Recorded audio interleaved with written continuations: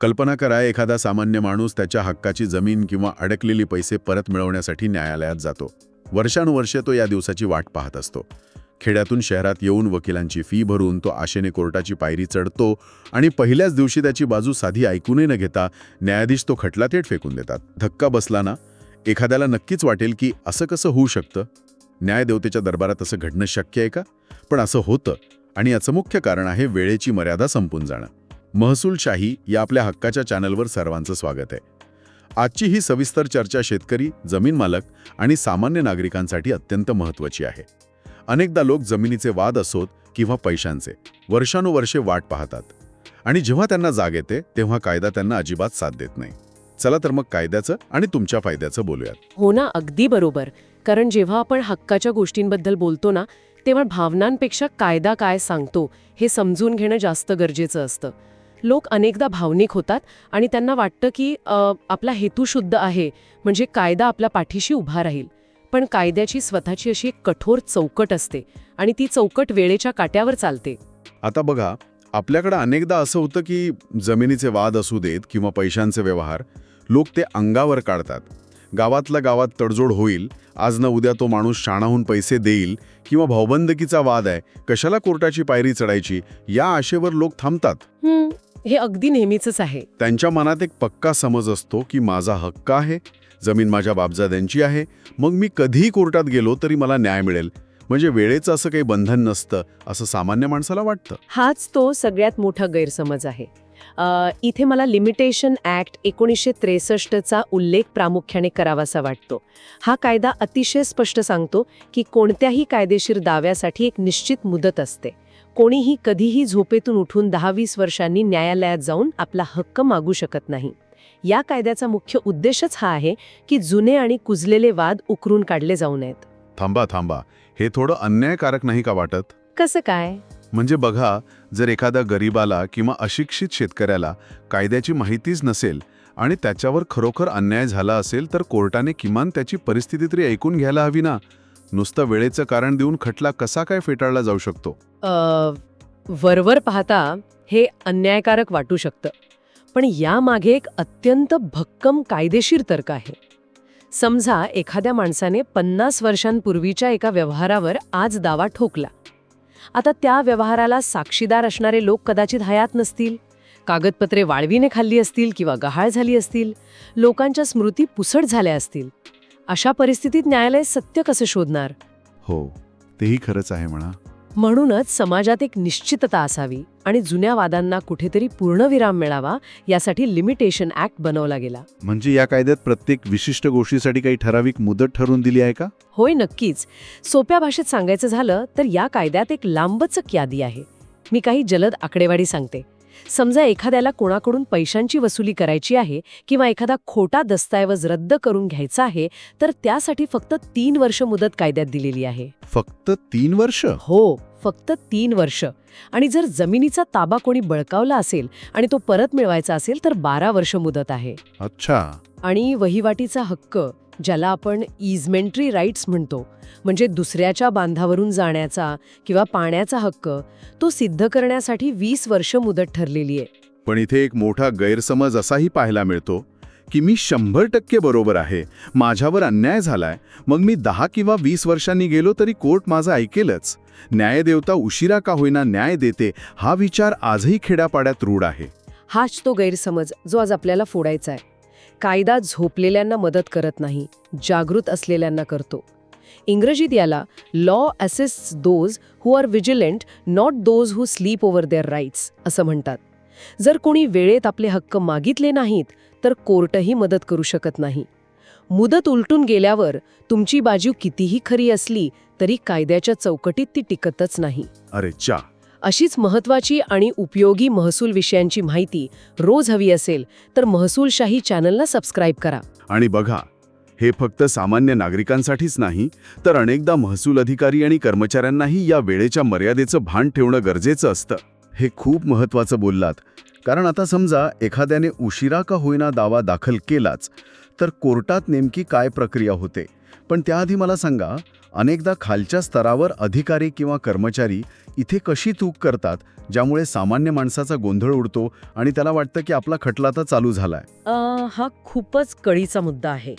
इथे code of civil procedure 1908 मधील order 7 rule 11 clause D याचा अचूक उल्लेख करणं गरजेचं आहे. होतं काय, जेव्हा एखादा माणूस दावा दाखल करायला कोर्टात किंवा महसूल न्यायालयात जातो, तेव्हा खालच्या स्तरावर जे लिपिक किंवा कर्मचारी असतात ते फक्त कागदपत्रांवरच्या सह्या, स्टॅम्प ड्युटी आणि पाण्यांचे क्रमांक बघतात. म्हणजे ते आतली माहिती वाचत नाहीत? बहुतांश वेळा नाही. घटना नेमकी कधी घडली आणि आजची तारीख काय आहे यातील वेळेची मर्यादा ते बारकाईने तपासत नाहीत. ते चुकून मुदत संपलेले अर्ज स्वीकारतात आणि फाईल आत पाठवतात. बापरे, म्हणजे फाईल स्वीकारली गेली की त्या माणसाला वाटतं आपलं काम सुरू झालं, आपला दावा दाखल झाला आणि आता आपल्याला न्याय मिळणार. ते न्यायालयाच्या निदर्शनास आणून देतात की साहेब, हा खटला तर वेळेच्या पूर्णपणे बाहेर आहे, ह्याला लिमिटेशनचं बार आहे. म्हणजेच काय, तर हा नियम एका प्रकारचं फिल्टरसारखं काम करतो का? अगदी बरोबर ओळखलत. हा नियम म्हणजे एखाद्या औषधावरच्या एक्सपायरी डेट सारखा आहे. डॉक्टर हे तपासत बसत नाही की औषध मूळचं किती चांगलं होतं किंवा ते कोणी बनवलं होतं. जर त्याची एक्सपायरी तारीख उलटून गेली असेल तर ते थेट कचरापेटीत जातं. न्यायाधीशांची भूमिका इथे तशीच असते. जर दावा वेळेबाहेर असेल तर ते खटला सुरुवातीलाच रद्द करून टाकतात. याला कायद्याच्या भाषेत रिजेक्शन ऑफ प्लेंट म्हणतात. म्हणजे अधिकारी फाईल घेतात, महिने उलटतात आणि पुढे जाऊन ती पहिल्याच झटक्यात फेटाळली जाते. दिल्ली उच्च न्यायालयाचा ज्ञानचंद बन्सीवाल विरुद्ध DDA हा 15 मार्च 2022चा अतिशय स्पष्ट आणि गाजलेला निकाल आहे. या प्रकरणात एका व्यक्तीने अनेक दशकानंतर जमिनीच्या अधिकारावर दावा ठोकला होता. तिथे न्यायालयाने ठणकावून सांगितलंय की दावा जर पाहता क्षणीच वेळेबाहेर असेल तर तो लगेच फेटाळावा. अच्छा. हो, त्याची सुनावणी करण्याची, साक्षीदार बोलावण्याची काहीच गरज नाही. ट्रायल कोर्टाने असल्या मुद्देतबाह्य खटल्यांवर आपलं मौल्यवान वेळ अजिबात वाया घालवू नये असे स्पष्ट निर्देश या निकालात दिले आहेत. आता बघा, यात एक मोठी व्यावहारिक अडचणी येते. समजा एखाद्या दाव्यात एकाच वेळी 4 मागण्या केल्या आहेत. त्यातल्या 2 मागण्या वेळेच्या आत आहेत. समजा जमिनीच्या वाटपाची मागणी 3 वर्षांच्या आतली आहे, पण त्याच अर्जात एखादा 15 वर्षांपूर्वीचा 7/12 रद्द करण्याची मागणीही आहे, जी वेळेच्या बाहेर गेलेली आहे. तर अशा वेळी कोर्ट वेळेत असलेल्या त्या 2 मागण्या तरी मान्य करेल ना? म्हणजे अर्धा खटला तरी चालेल आणि अर्धा फेटाळला जाईल. त्यात स्पष्ट केले की खटल्याचा अर्धा भाग स्वीकारणे आणि अर्धा फेटाळणे, ज्याला कायद्याच्या भाषेत अंशतः फेटाळणे म्हणतात, हे अजिबात कायद्यात बसत नाही. हे कसं काय? तुम्ही असं म्हणू शकत नाही की रेल्वेच्या डब्यात माझे 2 पाय कायदेशीररित्या आत आहेत आणि 2 पाय बाहेर आहेत. खरंय. एकतर तुम्ही पूर्ण आत आहात किंवा पूर्ण बाहेर. एकतर पूर्ण खटला चालेल किंवा पूर्ण खटला फेटाळला जाईल.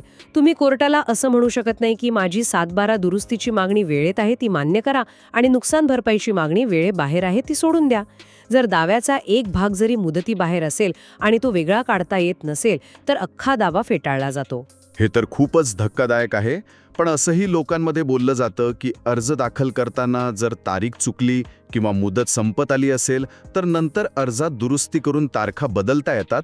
हा आणखी एक मोठा गैरसमज आहे जो अनेकदा चुकीचा सल्ला देणाऱ्यांकडून पसरवला जातो. होय, आणि हा गैरसमज डोक्यातून पूर्णपणे काढून टाका.